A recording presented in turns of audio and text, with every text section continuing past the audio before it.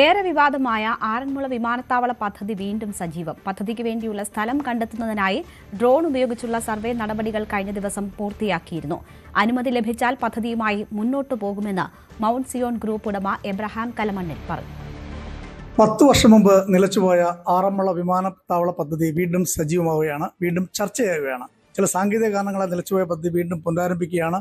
അതിനെല്ലാം ചുക്കാൻ പിടിക്കുന്നത് മൗണ്ട് സിയോൺ ഗ്രൂപ്പ് ഉടമ ഡോക്ടർ എബ്രഹാം കലമണ്ണിലാണ്. കഴിഞ്ഞ ദിവസം സർവേ ഡ്രോൺ ഉപയോഗിച്ചുള്ള സർവേ ഒക്കെ നടന്നു. എങ്ങനെയാണ് വീണ്ടും ആരംഭിക്കുന്നത്? ഒരു പരിപാടി തുടങ്ങുമ്പോഴേ ഒരു സർവേ നടത്തുകയും സാധ്യതകളെ കുറിച്ച് പഠിക്കുകയും വേണ്ടേ. കഴിഞ്ഞ പ്രാവശ്യം ഞങ്ങൾക്ക് പറ്റിയ ഒരു പരാജയം, അന്ന് ഇതുപോലെ ഡ്രോണൊന്നും ഇല്ലല്ലോ. അപ്പം ഞങ്ങൾ നടത്തിയപ്പോൾ അതിൽ പ്ലെയിൻ വരുമ്പം അമ്പലത്തിൻ്റെ കൊടിമരം തട്ടും, അതുപോലെ തന്നെ ചില പള്ളികൾക്ക് ബുദ്ധിമുട്ടുണ്ടാകും, പലർക്കും ബുദ്ധിമുട്ടുണ്ടാകും എന്നൊക്കെ പറഞ്ഞു.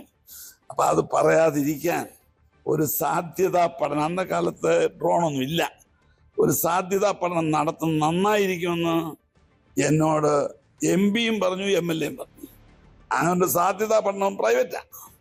ഞങ്ങൾക്ക് മൗണ്ട് സിയോൺ കോളേജിന് എയറോനോട്ടിക്കൽ ഉണ്ട്. ഡ്രോൺ ഞങ്ങൾ ഉണ്ടാക്കുകയും വിൽക്കുകയും കൊടുക്കുകയൊക്കെ ചെയ്ത ഡ്രോൺകാരാണ് ഞങ്ങൾ.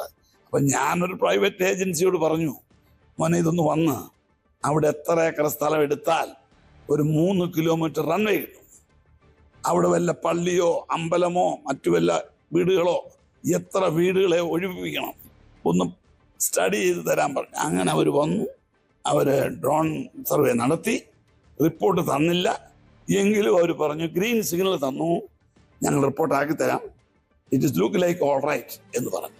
ഈ വലിയ എതിർപ്പായിരുന്നു കഴിഞ്ഞ പ്രാവശ്യം ഉണ്ടായിരുന്നത്. അപ്പൊ ഈ പ്രാവശ്യം എതിർപ്പുകളെല്ലാം മറികടക്കാൻ കഴിയുമെന്ന് പ്രതീക്ഷിക്കും. എതിർപ്പെന്നൊക്കെ രാഷ്ട്രീയ എതിർപ്പാണ്, അല്ല ഒരു എതിർപ്പല്ല. ആറന്മുളക്കാർ എതിർത്തില്ല. ആറന്മുളയിൽ എയർപോർട്ട് വേണമെന്ന് ആറന്മുളയിലെ മുൻ MLA KC രാജഗോപാലാണ് അച്യുതാനന്ദന്റെ വീട്ടിൽ പോയി ഒഫീഷ്യലി പറഞ്ഞ് അതിന് NOC മേടിച്ചത്. അച്യുതാനന്ദനാണ്, ഈ അച്യുതാനന്ദൻ ഗവൺമെന്റാണ് ഇതിന് NOC തന്നത്. മാർക്സിസ്റ്റുകാരുടെ കാര്യം മനസ്സിലായല്ലോ. BJP-ക്കാര് വളരെയധികം സന്തോഷത്തോടാണ് VN ഉണ്ണി അടക്കം ഇതിനെ സപ്പോർട്ട് ചെയ്തത്. എന്നാൽ ഇടയ്ക്കൊരു പ്രോബ്ലം ഉണ്ടായി. അച്യുതാനന്ദൻ പോയി, പിണറായി വന്നു. പിണറായിക്ക് അച്യുതാനന്ദൻ കൊടുത്ത എയർപോർട്ട് ആറന്മുളയിൽ വരാൻ പാടില്ല. അതിന് പുള്ളി കണ്ടെത്തിയത് മാർക്സിസ്റ്റുകാരെ BJP-ക്കാരോട് കൂട്ടിപ്പിടിച്ചു.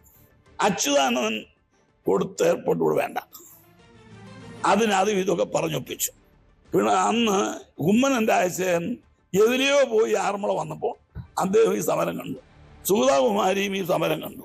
ഇവരെല്ലാം കൂടെ അങ്ങ് കൂടി. എന്തിനു വേണ്ടി കൂടിയ? സുഗതകുമാരി ആറന്മുളക്കാരത്തിയാ. തിരുവനന്തപുരത്ത് താമസിക്കുന്ന സുഗതകുമാരിക്ക് കാറിൽ വന്നാൽ മതിയോ? കുമ്മനം രാജശേഖരന് BJP-ക്കാർക്കും ഒക്കെ ഒരു എയർപോർട്ട് വരുമ്പോൾ വല്ല കുഴപ്പമുണ്ടോ?